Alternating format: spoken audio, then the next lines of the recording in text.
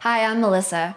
When life spins out of control, when tragedies hit, when someone's careless decision hurts us, it's really hard to understand God's part in that. If God is so loving, how could He impose such pain? Today, let's talk about whether everything happens for a reason.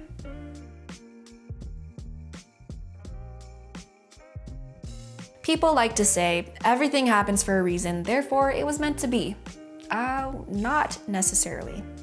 This trite explanation is a bit of a misnomer, not to mention that it provides zero comfort to those experiencing grief or suffering. It's true that nothing happens without God's allowance of it, but that doesn't mean it was meant to be. God sees a much bigger picture than we do, but we don't have the benefit of that perspective outside of time.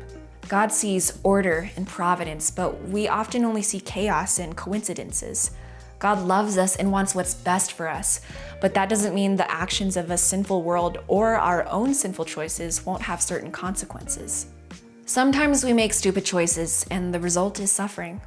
The Bible tells us that suffering often leads to personal change and spiritual growth. Tragedy, trials, and tribulations create opportunities for God to do beautiful things, but that doesn't necessarily mean we were meant to suffer. Sin was never a part of God's plan.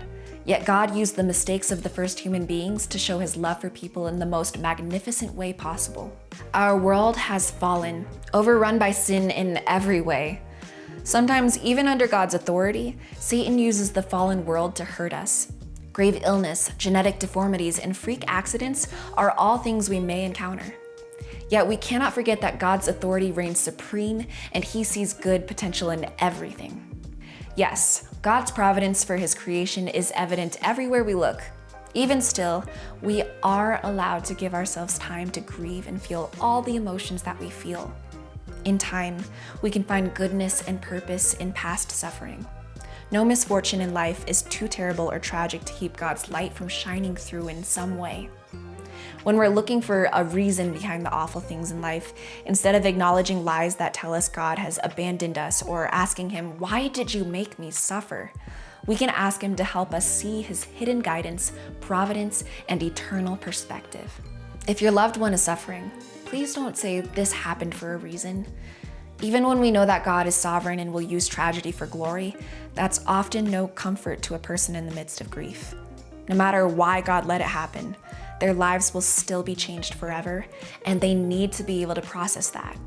Instead, hold their hands tight, meet their eyes, and say, "Yes, I know it hurts. I'm here." God is quietly arranging the natural world around us, working out His good purposes in the physical and social universe. He does this so expertly that it's sometimes hard to see His miraculous work, especially while we're standing in a raging storm. But we can be assured that God is always present and in control, even when He's unseen, and that He is working toward our ultimate good in everything.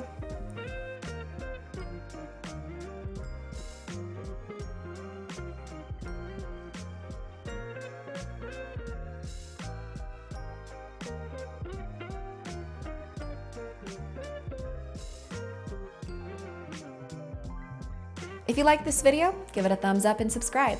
We answer questions like this every day, so visit 412teens.org to ask your own spiritual questions.